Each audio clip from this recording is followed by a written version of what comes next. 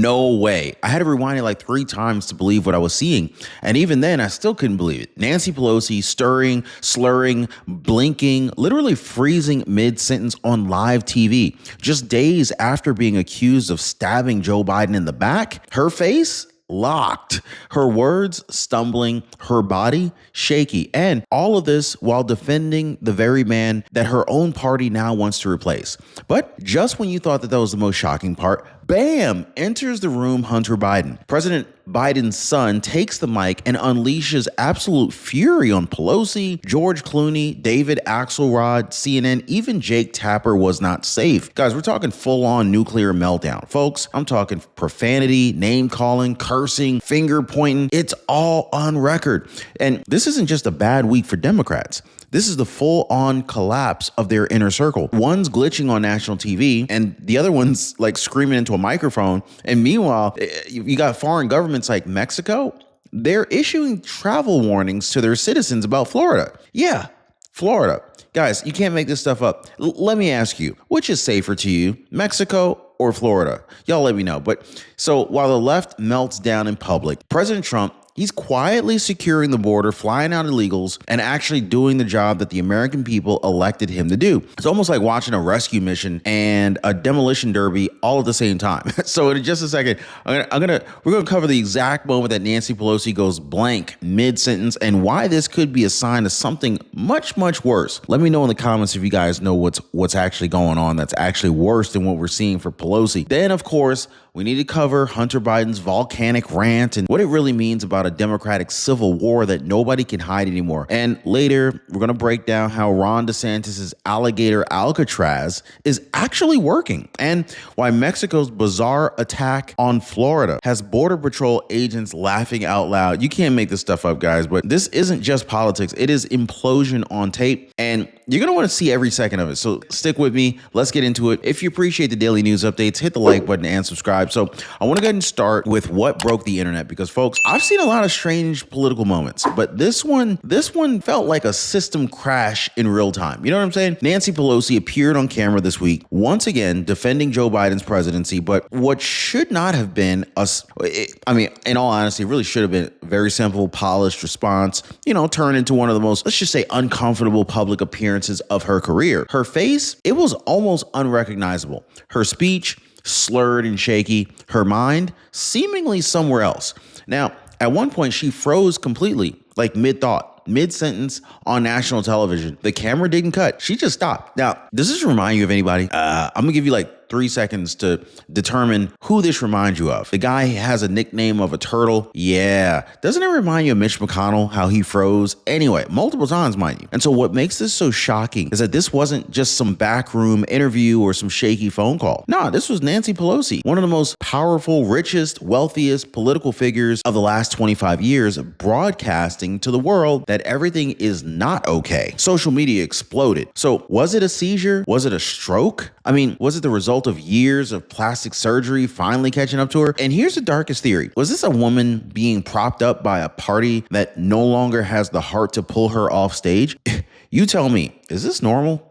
Is this what stability actually looks like? Is this the face of a party that's ready for 2028? So here's the kicker. She was trying to praise Joe Biden at the time, Biden who's already out of office, Biden who's been accused by her own allies of being unfit to serve. And Pelosi, well, she couldn't even finish her sentence. She started strong, I'll give her that. He was a great president, and then kind of veered off into like a rambling comparison to FDR, lost track of the thought, then began attacking President Trump instead. I don't know how she ended up on Trump, but I don't know. Classic deflection, but it didn't work because all anybody could focus on was her twitching face, the frozen stare, and the garbled words. It was just kind of hard to watch, and it was impossible to ignore. And yet, somehow, Pelosi is still treated like a senior strategist in the Democrat machine. She's still sitting in on meetings. She's still appearing on news panels. She's still advising donors and political hopefuls behind closed doors. How? How is this lady still positioned as a voice of wisdom when she can barely get through a basic sentence? Now, if this was Trump or Carrie Lake or Kristi Noem, guys, you all know the media would have been screaming for a cognitive test, right? They would be running headlines about mental fitness, age limits, and end of career breakdowns. You already know, but because it's Pelosi, because, it's one of their own, they just kind of brush it off like it's nothing. And this is why people don't trust the system anymore. But what happened next may have been even more explosive. So while Pelosi was glitching on national television, someone else stepped up to the microphone and didn't hold back at all. Hunter Biden, yes, that Hunter Biden erupted in a foul-mouthed tirade that took aim at nearly every major figure in the Democrat elite. I'm talking George Clooney, Axelrod, Tapper, the Pod Save America crew, even longtime donors. Nobody was safe. And this wasn't a gaffe. This was a planned fury. This was Hunter Unchained. So he called George Clooney a brand, not an actor. He mocked David Axelrod's career, called Jake Tapper irrelevant, and then tore into Obama-era political consultants who dined out on their reputations while stabbing his father in the back.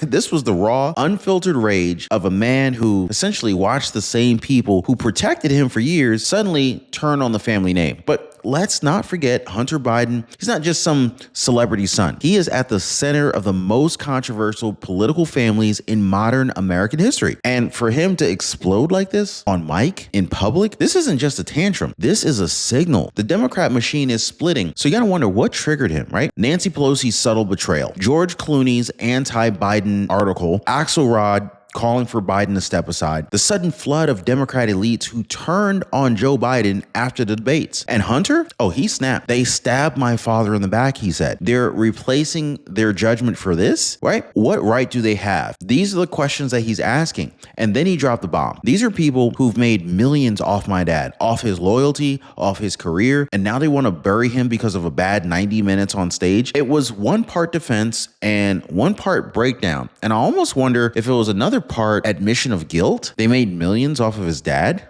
Makes you wonder. Because for all of the blunder and anger, there was something off in his tone, something broken, something desperate. So was this Hunter finally speaking the truth about Democrat backstabbing, or was it public unraveling of a man who knows the legacy is collapsing? And so here's what makes it even more uncomfortable, if you ask me. The very person Hunter was furious with, the one he accused of betrayal, was the same person freezing up on live TV that same week. Pelosi. The symbolism could not be any more clear. Hunter lashing out in public, Hunter losing it in a panic, Pelosi breaking down in public, the Democrat old guard melting down from the inside. And yet, no one in legacy media dares to connect the dots. But that's exactly what we're here to do, guys, because we're going to go ahead and expose exactly what Pelosi did right after Biden's disastrous debate, how she led the silent coup to push him out, and why her on-air breakdown may be a whole lot more than just a coincidence. Now, I want to go ahead and connect the dots, and if you're wondering why Pelosi looked like a deer in headlights on live TV, this might be why. Right after Joe Biden's now infamous debate, disaster, where he basically struggled to finish sentences, froze mid-thought, and looked completely lost, who was the first high-ranking Democrat to go on TV and publicly question his fitness? Nancy Pelosi, not some backbencher, not a columnist. It was the former speaker herself. She didn't outright say remove him, but she didn't need to, really. I mean, she floated the questions. Is he capable? Should we have a conversation? She cracked open the narrative, and the rest of the Democrat machine just kind of flooded through. Axelrod jumped in. Clooney wrote the article. Jake Tapper turned the tone. And behind the scenes, whispers of invoking the 25th Amendment were not just rumors. They were actual options. Pelosi started the whispers that became war drums. And now that Hunter's calling her out by name, she suddenly can't speak. Guys, it's not just eerie, it's almost poetic. I mean, the very person who helped seed doubt into Biden's ability to lead, now physically stammering herself, slurring, seizing up while defending his legacy.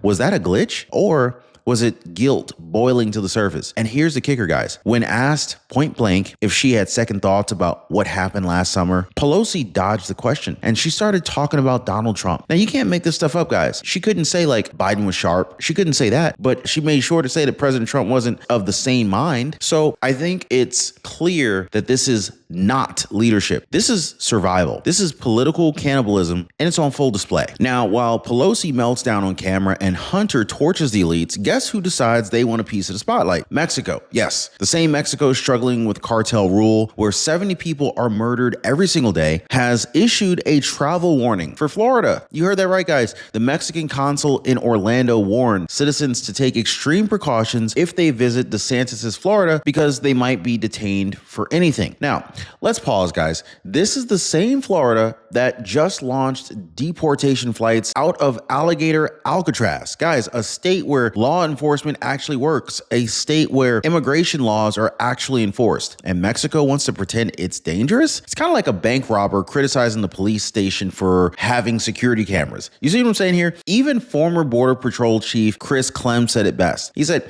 "This isn't a warning. It's a public service announcement. If you break the law in America, there are consequences." Imagine that. So let's not ignore the real reason why Mexico's upset here. Ron DeSantis, under President Trump's leadership, has been flying people out faster than they can sneak in. 67,000 deportations in just the first 6 months of this new administration. And they're not even being dropped in cages. They're being given due process, flights, and humane removal. This is what the left is crying over right now. Meanwhile, Mexican prisons, cartel-owned, torture-filled, and often deadly.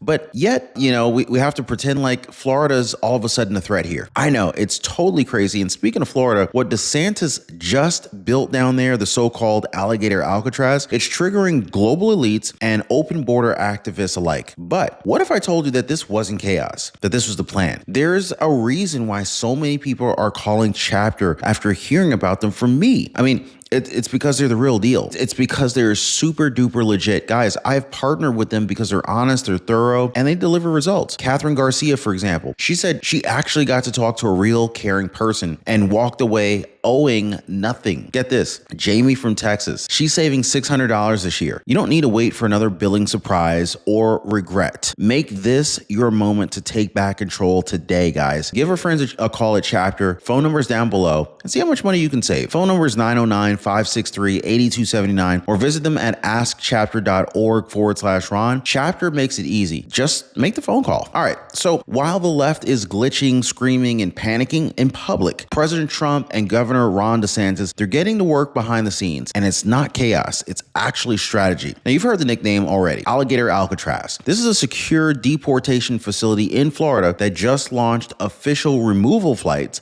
And folks, this ain't a stunt. This is a blueprint. So why was the location chosen? I think it's pretty simple. It's near a functioning runway. Detainees don't need to be driven hours to some major airport. Planes can take off quickly, quietly, and legally. No media circus, no delays. This is the difference between governing with emotion and governing with results. Trump and DeSantis, well, they're choosing results. And the numbers speak for themselves. 67,000 deportations in 6 months. Processing centers operating 24/7. Soft-sided facilities that prioritize due process, humane treatment, and efficiency. Compare that to the Democrat catch and release chaos from the last 3 years, where over 2 million were allowed in with no tracking. Former Border Patrol Chief Chris Clem, he said it plainly. We need a facility like Alligator Alcatraz in all 48 contiguous states. Woo! Wouldn't that be wild? Because here's the truth. America's immigration crisis isn't just about the border anymore. It's about our neighborhoods. It's about our hospitals, court systems, and schools. And Trump, he's cleaning it up without the drama. So while Pelosi slurs and Hunter curses, Trump is flying them out. It's not cruel. It's compassionate. It's lawful. And so this is exactly what the American people demanded when they sent him back to the White House. So let's zoom out. Let's ask the real question. What are we witnessing right now? Well, we're witnessing the Democratic empire crumble in real time. Nancy Pelosi, the so-called mastermind, is visibly breaking down on camera. Hunter Biden, the protected prince, is literally exploding in public. And Biden, he's already out of the picture, reduced to a legacy that's being torn apart by his own allies. I mean, meanwhile, we got foreign countries that are mocking us. Elite donors are walking away. And even CNN is starting to ask some real questions. You don't need a press release to see this.